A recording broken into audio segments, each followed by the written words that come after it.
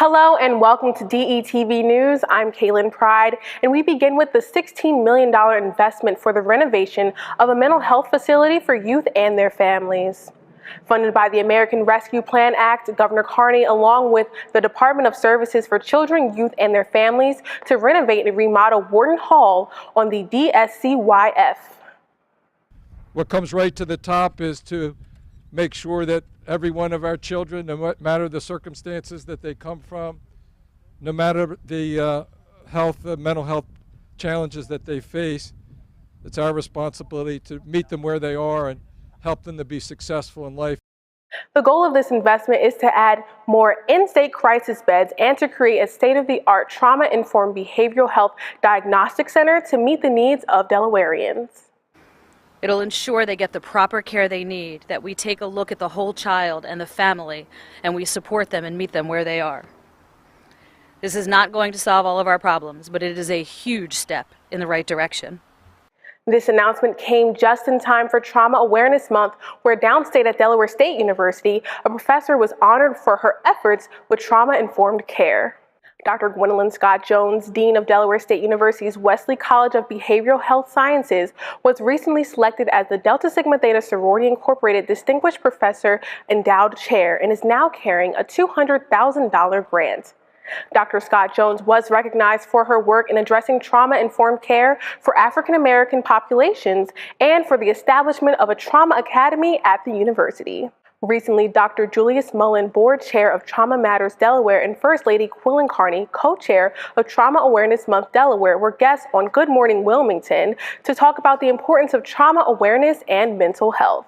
We believe that trauma, toxic stress, PTSD, whatever words you want to call it and label it, it should be a public health issue. You know, that trauma, where there are coexisting vulnerabilities and inequities, trauma is going to be worse. And we have to work harder to make the social determinants of recovery more equitable. Trauma Matters Delaware is hosting events throughout the month.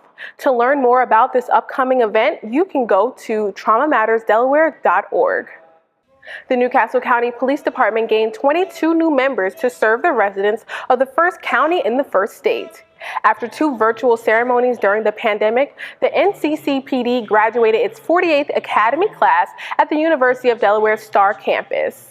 You may have made this decision in the middle of a global pandemic. You may have made this decision when people were literally going out onto the streets of our country protesting against police, and you had the courage to stand up and say, we need this in our community, we need these heroes, and you want to stand up and be that hero. And there was another graduation happening in Newcastle County as the Delaware Center for Horticulture graduated their 2022 Branches to Chances participants. This ceremony is a culmination of the 2-month program that provided horticultural employment and life skills trainings to its participants. 4 out of the 8 participants completed the program, and the curriculum combined classroom-based sessions, hands-on skills development, field trips, and character-building experiences. In honor of April being Second Chance Month, the DOJ's Community Engagement Unit, Amazon, Parents with Incarcerated Children, and several other community groups hosted a joint job fair and expungement clinic at the Route 9 Library in Newcastle.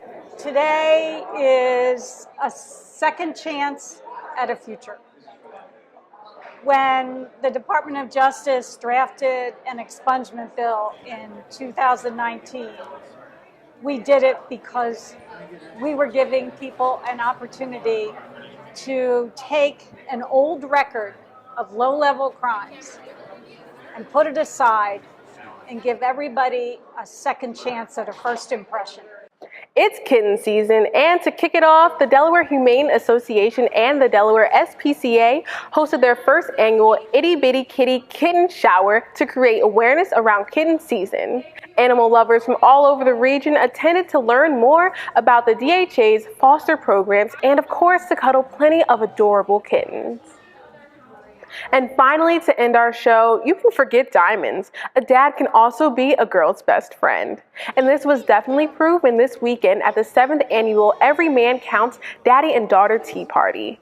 This year's theme was the Mad Hatter, and our Chief Visionary Officer, Ivan Thomas, was in attendance with his daughter, Maddie, and she was quite excited. Ivan shared that Maddie even slept in her tea party dress the night before. How cute is that? Every Man Counts is an organization that takes a holistic approach to assisting fathers in developing bonds with their children. The annual event gives fathers and their daughters a chance to spend time together and create lasting memories and fun-filled environments. Well, that's all for this edition of DETV News. Be sure to follow us across all social platforms and check us out on our website at detvch.com.